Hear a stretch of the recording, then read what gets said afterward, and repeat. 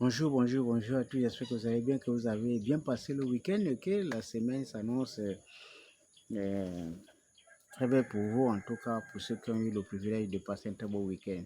Bon, je reviens sur mon week-end à moi parce que ce week-end a été marqué par plusieurs événements auxquels j'ai assisté, euh, comme par exemple la descente sur le terrain du président de la République.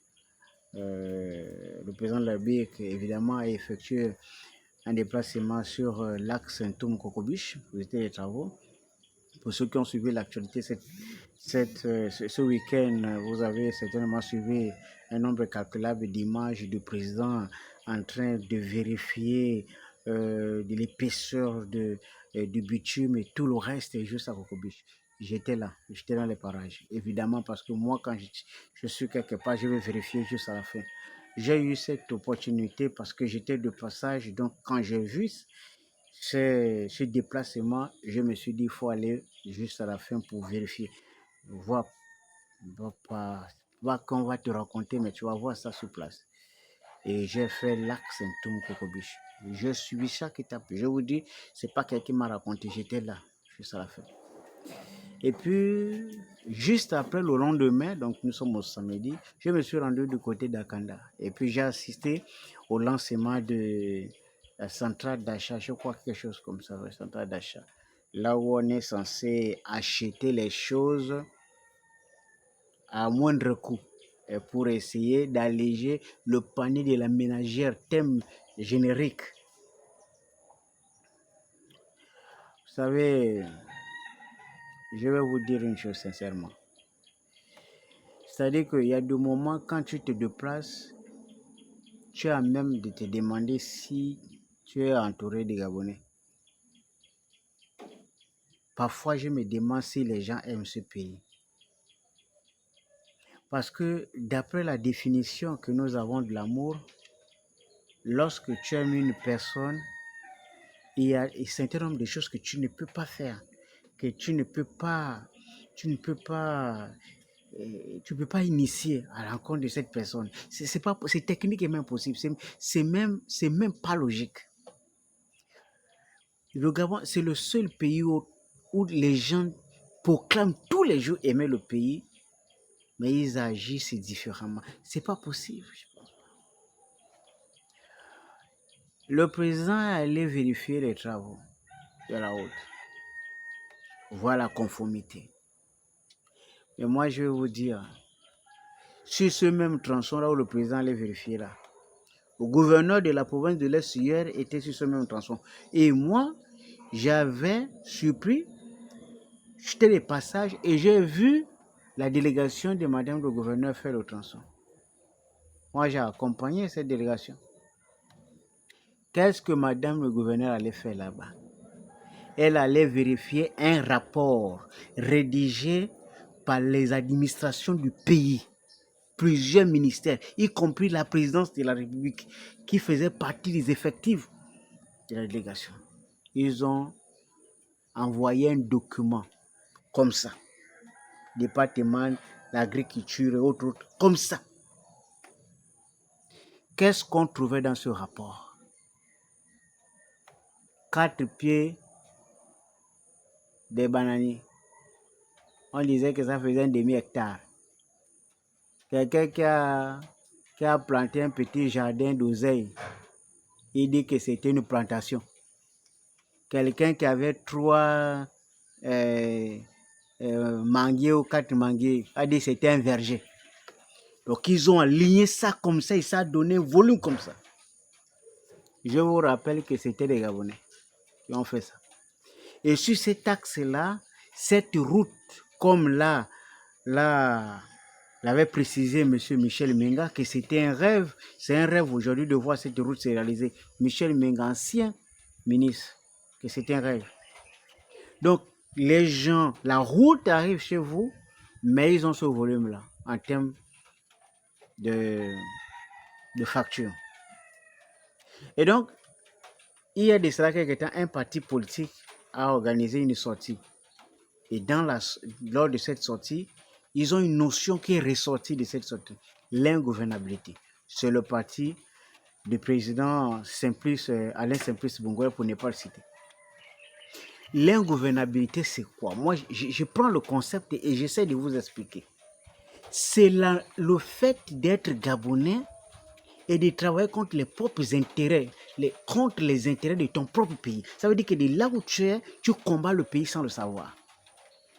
Si tu fais un rapport qui va à la contre des avancées d'une route, tu es en train de combattre de manière volontaire ou involontaire ton propre pays. Si tu es enseignant, chef d'établissement et que tu factures à 150 000 l'inscription, tu es en train de combattre ton propre pays sans le savoir. Si tu es militaire et que tu factures l'argent ou bien que tu récupères de l'argent lors d'un contrôle, non, tu ne fais pas de mal à quelqu'un, tu es en train de combattre ton propre pays. Si tu as un haut cadre de la République, on te donne une voiture de ta plaque bleue et que tu vas transporter la banane dedans, tu vas faire le truc de ton terrain. Non, tu es en train de voler l'État, tu es en train de faire du mal à ton propre pays. L'ingouvernabilité, c'est là le fait d'agir contre les intérêts de ton propre pays. Et tout le monde, quand tu as un mauvais projet et que tu vas l'exposer au président de la République, sachant tout de même que ce projet n'est bénéfique que pour toi, tu es en train de combattre la République. Parce que tu vas dérouter les plus hautes institutions, ça veut dire que tu vas dérouter la nation. Mais quand tu es nommé dans une direction et que tu nommes tes propres frères, parfois même sa compétence, tu ne rends pas le service à celui que tu prétends soutenir. Mais c'est au pays que tu rends un mauvais service. Tu es en train de combattre ton propre pays. Tu es en train de tuer ton propre pays. Et nous sommes devenus les maîtres absolus. Ça veut dire que nous avons tellement mis en avant le principe de la politique, on a tellement tout politisé qu'aujourd'hui, même ton propre frère, il va dire au président, monsieur le président, tel est dangereux, tel est dangereux. Tel. Les gens qu'il cite qui sont dangereux là, ils sont moins dangereux même pour le président que lui-même qui est en train de citer là. Et après, tu vas te rendre compte que c'est lui qui est l'élément le plus dangereux. Et c'est ce que nous avons fait depuis. Ça veut dire qu'on a mis un mécanisme, un système qui fait que notre propre pays tourne à rond. Ça n'avance pas. Aujourd'hui, quelqu'un a une fonction. On décrit que la personne va quitter la fonction parce que. On ne vous dira jamais la raison du départ de cette personne-là. Si c'est pour incompétence, on doit dire.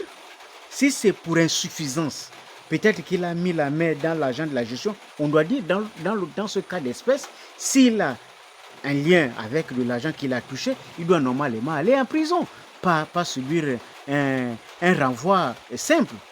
Mais jamais on ne saura qui est parti et pour quelle raison il est parti. Oui, bonjour. Mais seulement on sait une chose, c'est que aujourd'hui, on va dire que quelqu'un est parti. Par exemple, le maire de Libreville, on dit qu'il a été remplacé. Moi, je ne suis pas trop fan de ce genre de choses, mais il a été remplacé. Pourquoi?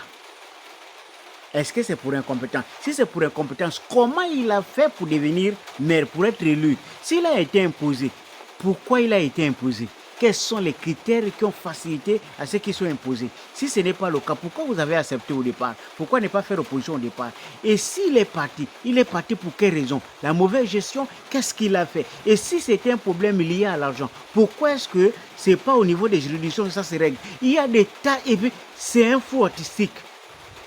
Et là-dedans, on peut anéantir les compétences.